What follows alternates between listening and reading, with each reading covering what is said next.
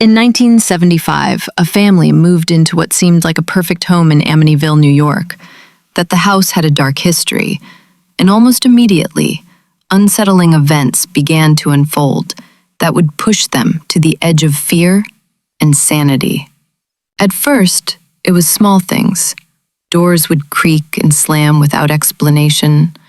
Objects shifted places when no one had touched them, and footsteps echoed in empty hallways late at night, slow and deliberate, as if someone was pacing and watching, always just beyond sight. The children reported hearing whispers and voices calling their names from rooms that were empty, and the parents began to notice that certain areas of the house carried a strange, oppressive cold that no heater or fire could chase away.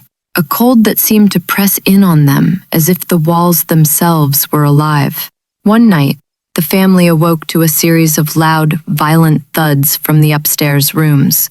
Furniture overturning, windows rattling, and the unmistakable sound of footsteps climbing the staircase.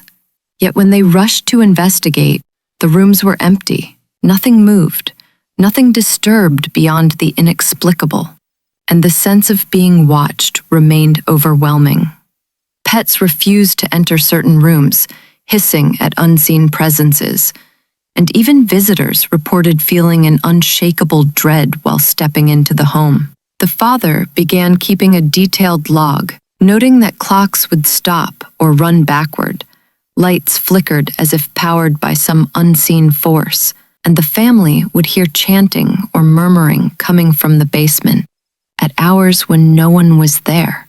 One evening, the mother described hearing a deep, guttural voice whispering directly to her from the darkness of the hallway, words she could not understand, but that filled her with immediate terror. While at the same time, objects above her head moved as if propelled by invisible hands. The culmination of the haunting escalated quickly. Shadows darted across rooms where no windows existed. Mirrors reflected figures that vanished the moment anyone looked directly at them. And the oppressive cold seemed to gather in corners, forming shapes that caused the children to scream. The family eventually fled, unable to endure the mounting horror, leaving the house behind, and their story became one of the most infamous accounts of modern paranormal activity, reported and documented extensively in newspapers, books, and police logs, leaving investigators and skeptics alike with questions that remain unresolved.